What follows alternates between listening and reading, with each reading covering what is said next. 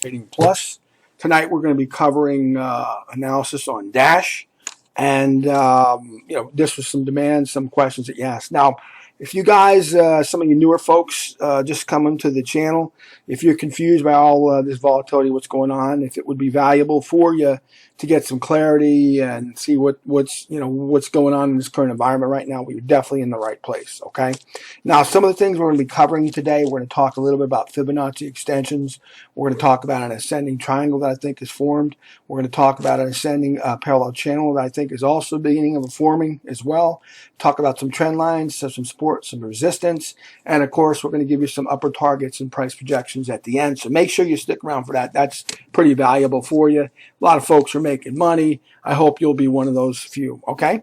With that in mind, guys, before we get started, please make sure that you stick around and hit that the subscribe button down below. I'll personally reply to your comments. Just say, hey, I subscribed. Okay, appreciate it.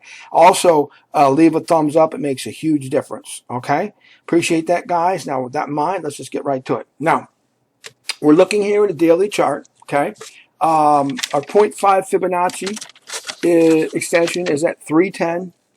Okay, $310, and our upper Fibonacci is 0.618 Fibonacci extension, $338.50. Okay, notice how we touched that twice, just about the second time, but that seems to be a bit of a resistance for us short term. Okay, now this was a triangle that we talked before, guys, about our ascending triangles and how we get parabolic moves or impulsive moves up and out of there. So we kind of had that. This is really a trend line here. This is really the parameters of the triangle, really.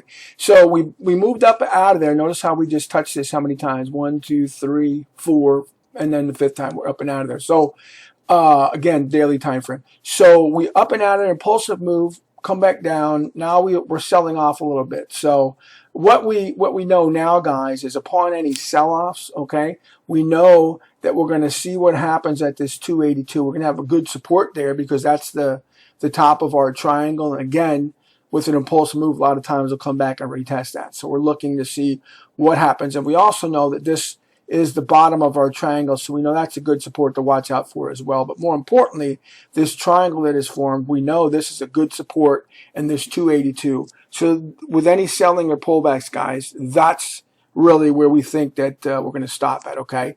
Well, we'd like to see upper prices held, but hey, notice here, guys, that what's happening here, this could be a support forming right here. We don't know yet. We're getting a little early. However, you see, guys, I waited until the market closed today because I wanted to get some clarity for you guys so you could get a little heads up on the next kind of moves, okay? So with that in mind, guys, just give you a little heads up on the daily time frame. Now on the 4-hour time frame, a little closer look here, you can see, guys, this is a better look of this triangle, okay? You notice here we've got these touches. Up, down, boom. Hits the top of the channel, the bottom of the channel, up through the triangle. But, of course, in that impulsive move, we end up hitting what I believe would be the top of this parallel channel that's now formed, ascending channel, right? So now we've moved back through the midline of that the channel. And where did we come down to? Look at this, guys. We went from $340 all the way down to 282. But what interestingly enough, wait a second, didn't we hear that number before? Oh, that's right, we did. Look at this here, guys. Oh, that's not a coincidence, I'm sure. Okay, so we held the bottom of the parallel channel.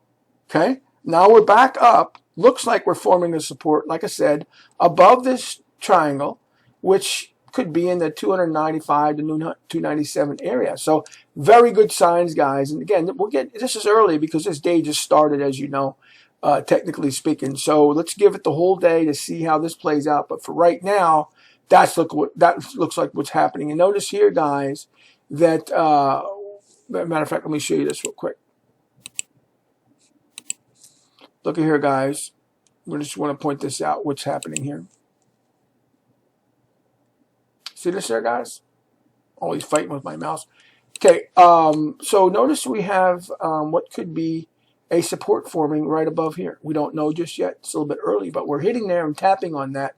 Let's just see how that plays out for the rest of the day. Okay, now this is a trend line, this bottom line here. No, this is a trend line that formed. Okay, so we also know that that's going to be a good support for us. And of course, it coincides with this channel that we stopped. So we've got a good support there.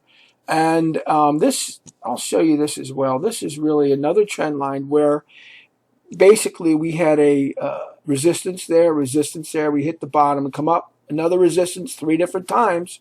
Went sideways, and then we finally moved through that, right? So that trend line, if we move it up, notice here, coincidentally, formed a support at that same trend line again, and here again. So here we go, and we've looks like right now, we're not just there, but early on, looks like we're forming another support right there again. So these lines are not an accident, guys. Let's see how this plays out. So we've got about 4 or 5 different data points all converging in this area. We've got our triangle converging very closely here.